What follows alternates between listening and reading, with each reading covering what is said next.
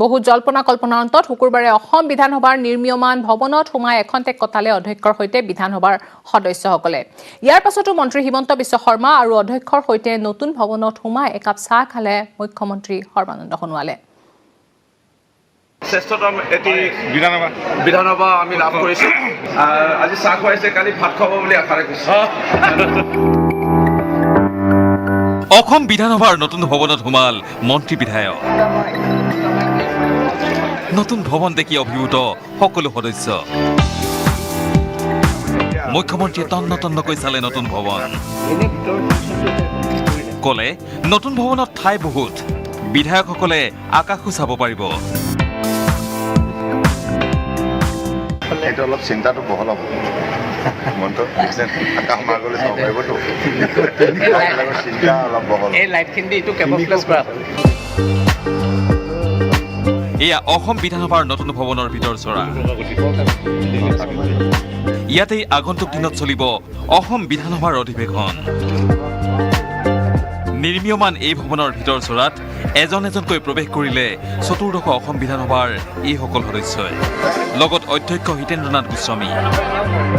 সকলোৱে চালে নতুন ভৱনৰ সৌন্দৰ্য, ললে আসনত বহাৰ আমেজ। ইয়াৰ মাজতে নৱনীতা সন্দিকৈয়ে মাইক অন কৰি অধ্যক্ষক সম্বোধন কৰি কলে, স্পিকাৰ হিতেন্দ্ৰ গোস্বামী,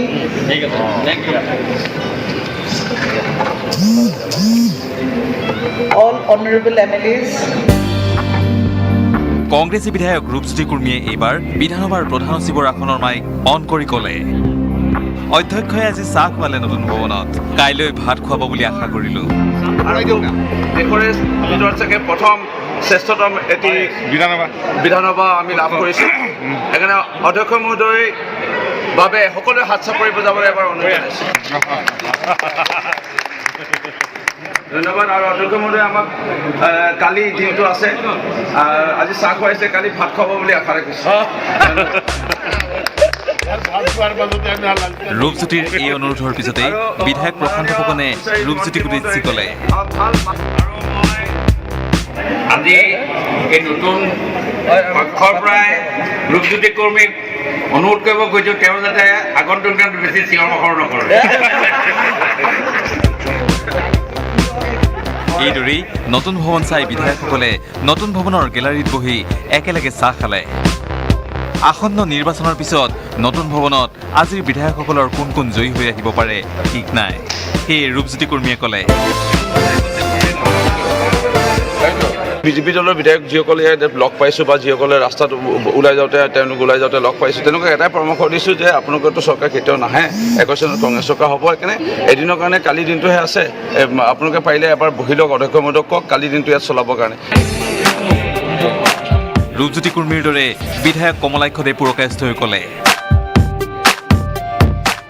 গভৰ্ণমেণ্টটো আমাৰ আহিলে আমি নতুনকৈ আৰু এটা পৰিৱেশ সৃষ্টি কৰিম, যাতে প্ৰত্যেকে আমি ভালকৈ এটা অসমখন আমি গঢ় দিব পাৰিম। মন্ত্ৰী বিধায়কসকলৰ পিছত মুখ্যমন্ত্ৰী সৰ্বানন্দ সোণোৱাল আৰু মন্ত্ৰী হিমন্ত বিশ্ব শৰ্মাও আহিল নতুন ভৱনটো চাবলৈ। এইটো অলপ চিন্তাটো বহল হ'ব। মনটো আকাশ মাৰ্গলৈ চাব পাৰিবতো। চিন্তা অলপ বহল। এই লাইটখিনি এইটো কেমফ্লেজ কৰা হ'ল। নতুন ভৱনৰ সৌন্দৰ্য আৰু দেৱালত বৃন্দাবনী বস্ত্ৰৰ ৰূপৰেখা খোদিত কৰাত অভিভূত হৈ পৰিল মুখ্যমন্ত্ৰী। নতুন ভৱনৰ সন্দৰ্ভত অধ্যক্ষ হিতেন্দ্ৰনাথ গোস্বামীয়ে মুখ্যমন্ত্ৰী আৰু মন্ত্ৰী হিমন্তক বহু কথা বিৱৰিও কলে। ইয়াৰ পিছতেই মুখ্যমন্ত্ৰীয়ে লবিলৈ গৈ সকলোৰে লগত বহি একাপ চাহ খালে। একাংশ সদস্যই অধ্যক্ষক শনিবাৰৰ অন্তিম দিনটোৰ কাৰ্যসূচী এই নতুন ভৱনতেই চলাবলৈ অনুৰোধ কৰিলে। আজি চাহ খুৱাইছে, কালি ভাত খুৱাব বুলি আশা ৰাখিছোঁ। আকাশ মাৰ্গলৈ চাব পাৰিবতো। বলেন ভট্টাচাৰ্যৰ সৈতে Biju Kumar Deka, News 18 Assam north East. Hitendra Goswami, Rupjyoti কৰ্মীক অনুৰোধ কৰিব গৈছোঁ, তেওঁ যাতে আগন্তুক দিনত বেছি চিঞৰ বাখৰ নকৰে।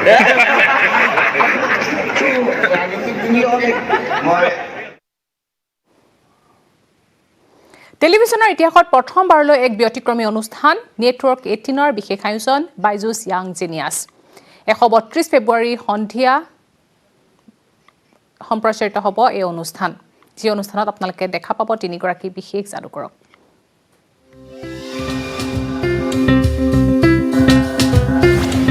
तीन चेहरे जो कैलकुलेटर को हरा देते हैं,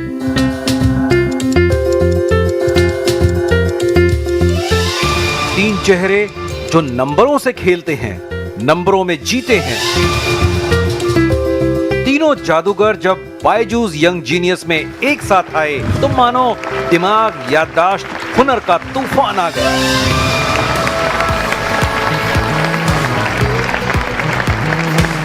आइए, बैठिए बैठिए। कैसा लग रहा है आपको बायजूस यंग जीनियस में? बहुत अच्छा लग रहा है। बहुत अच्छा लग रहा है। देखिए, 7,91,212 7,91,212 7,91,212 दूनी 39,81,000 60 लाख। रुक जा भाई, रुक जा, पहले जरा चेक कर लूं। ये लीजिए सारे आंसर्स वहां पर।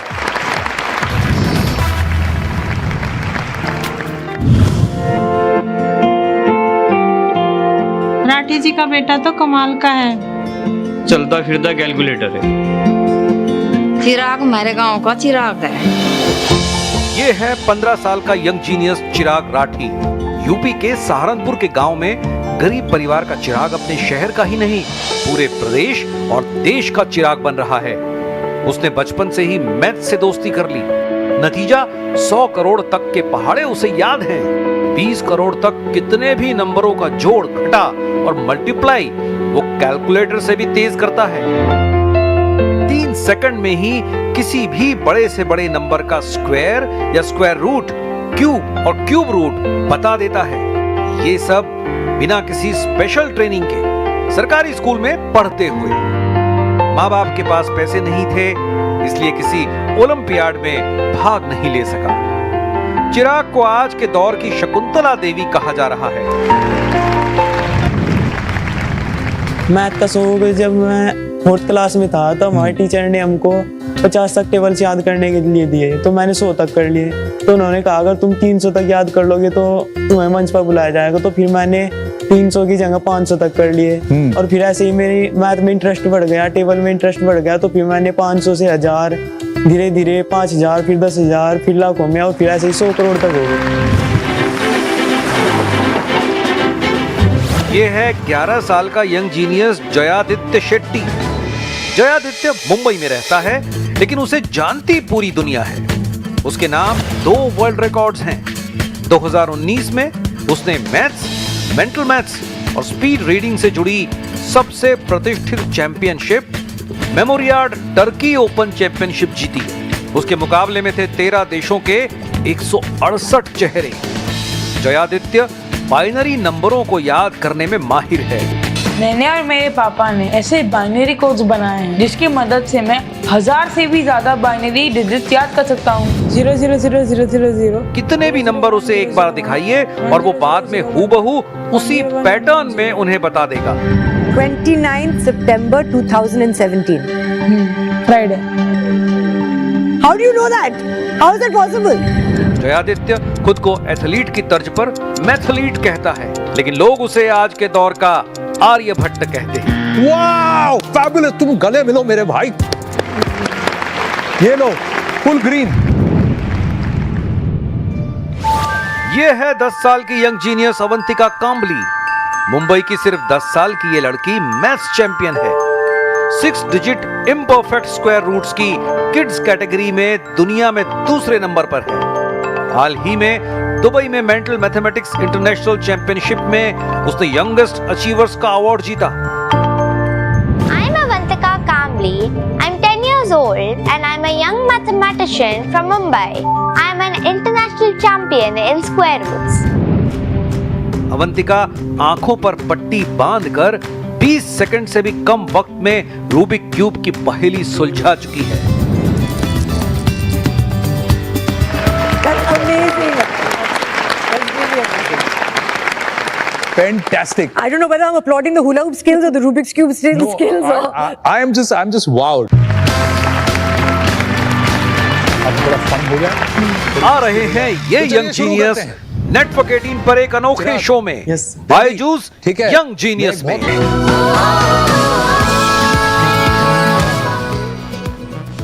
পুনৰ ঘূৰি আহিছোঁ বাতৰি মাজলৈ মহানগৰীত পুনৰ সংঘটিত হৈছে দিন ডকাইতিৰ ঘটনা গীতানগৰ থানাৰ নিলগতে বাইকত অহা দুৰ্বৃত্ত এগৰাকী যুৱতীৰ পৰা লুটি নিছে লক্ষাধিক টকা ৰিক্সা চালক পিতৃয়ে বেংকৰ পৰা উলিয়াই অনা ধন কন্যাৰ হাতত দি ঘৰমুৱা হোৱাৰ সময়তে সংঘটিত হয় এই ঘটনাটো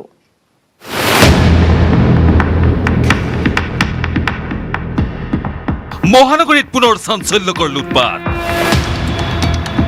দুষ্কৃতিকাৰীৰ বলি হ'ল দুৰ্ভগীয়া ৰিক্সা চালক কন্যাৰ বিবাহৰ বাবে বেংকৰ পৰা টকা উলিয়াবলৈ গৈছিল দুৰ্ভগীয়া ৰিক্সা চালক ছানাউল্লাহ আহমেদে হাতীগড় চাৰিআলিত ৰিক্সা চালক ছানাউল্লাহৰ কন্যাৰ পৰা দুষ্কৃতিকাৰীয়ে লুট কৰি নিলে 3.5 লাখ টকা ওলাওঁতে আমাৰ চোৰে লৈ গ'ল কোনেবা লৈ গ'ল এতিয়া আমি কেনেকৈ কিমান টকা উঠাইছিল 3 লাখ টকা উঠাইছিল আৰক্ষী অৰ্ধসামৰিক বাহিনী নিৰাপত্তাৰক্ষীয়ে গিজগিজাই থকা এইখন গুৱাহাটী মহানগৰীত দিন দুপৰতে দুই দুৰ্বৃত্তই ৰিক্সা চালকৰ কন্যাৰ পৰা লুটি নিলে 3.5 লাখ টকা মহানগৰীৰ ভাস্কৰ নগৰৰ বাসিন্দা এই ছানাউল্লাহ আহমেদে শুকুৰবাৰে ভাৰতীয় ষ্টেট বেংকৰ গীতানগৰ শাখাৰ পৰা কন্যাৰ বিবাহৰ বাবে উলিয়াইছিল 3.5 লাখ টকা লিখা পঢ়া নজনা এই ছানাউল্লাহে বেংকৰ ধন উলিওৱা ফৰ্ম পূৰণ কৰিবলৈ এজন অচিনাক্ত যুৱকৰ সহায় বিচাৰিছিল অচিনাক্ত যুৱকজনৰ সহায়ত ছানাউল্লাহে বেংকৰ পৰা 3.5 লাখ টকা উলিয়াই কন্যাৰ হাতত তুলি দিছিল ইয়াৰ পিছতেই ঘৰমুৱা হোৱাৰ পথত মটৰচাইকেলত অহা দুই দুৰ্বৃত্তই যুৱতীগৰাকীৰ হাতৰ পৰা কাঢ়ি নিয়ে টকাৰ বেগটো এই ফাৰ্ম ফিল আপ কৰি দিলে তাতে আৰু একো কৰা নাই আমি আৰু কি কৰিব মই গেলো পইচা ওলালো ছোৱালীটো পইচা লি কিনে আমি যে বেংকৰ পৰা ওলালো এতে বছ ওলালো এই ৰাস্তাটো অহা নাই তাতে প্ৰায় বাইকে দিয়ে মানুহ টানিলে ইফালে আৰক্ষীক এই সন্দৰ্ভত অৱগত কৰাৰ পিছতেই ৰিক্সা চালক ছানাউল্লাহক বেংকৰ পৰা ধন উলিওৱাত সহায় কৰা অচিনাক্ত যুৱকজনক কৰায়ত্ব কৰিবলৈ সক্ষম হৈছে গীতানগৰ আৰক্ষী আৰক্ষীয়ে কৰায়ত্ব কৰা ধৃত যুৱকজন বিহাৰৰ বিজু শৰ্মা আৰক্ষীয়ে সন্দেহ কৰিছে এই বিজু শৰ্মাৰ সহযোগীয়ে ৰিক্সা চালক ছানাউল্লাহৰ কন্যাৰ পৰা কাঢ়ি নিছিল ধনখিনি নুনমাটিৰ পৰা Ajay Barman news 18 Assam north east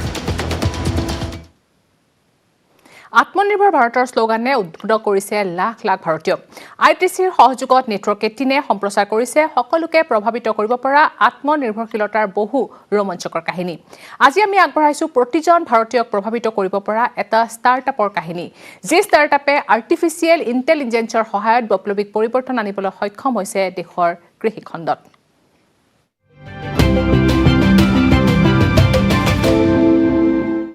Bharat एक कृषि तकनीक क्रांति के शिखर पर है और इस क्रांति में सहयोग देने वाले संगठनों में से एक है क्रोप इन यह आर्टिफिशियल इंटेलिजेंस और सैटेलाइट इमेजिंग का उपयोग करके कृषि को तकनीकी समाधान देते हैं यह डेटा का विश्लेषण और व्याख्या करने में मदद करते हैं और खेतों में खड़ी फसलों पर काम करने के लायक सहायता देते हैं अगर आप देखेंगे एग्रीकल्चर बहुत सारी समस्याओं से जूझता है या तो वो क्लाइमेट चेंज हो या फिर क्रॉप लॉस हो या उनको लोन नहीं मिलता है तो बहुत सारे चैलेंजेस है और ये इसलिए है क्योंकि हम ये कनेक्टेड नहीं है डिजिटली कनेक्टेड नहीं है that's why the genesis of crop in हुआ अब तक क्रोप इन ने 6 मिलियन 60 लाख एकड़ से अधिक खेतों को डिजिटल रूप दिया है और 20 लाख से अधिक किसानों के जीवन को समृद्ध किया है ये 50 से अधिक देशों में लगभग 10,000 किस्मों की फसल का प्रबंधन भी कर रहे हैं क्रॉपिंग का विजन है कि वो सारे फार्म को ट्रेसेबल प्रेडिक्टेबल और सस्टेनेबल करना चाहता है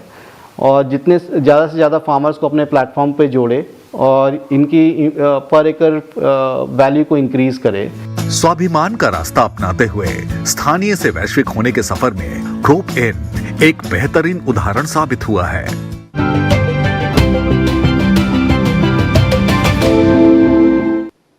ইয়াৰ লগে লগে সময় হৈছে এতিয়া বাতৰিৰ পৰা বিদায় লোৱাৰ পৰৱৰ্তী বাতৰিৰ বাবে চাই থাকক নিউজ 18 নমস্কাৰ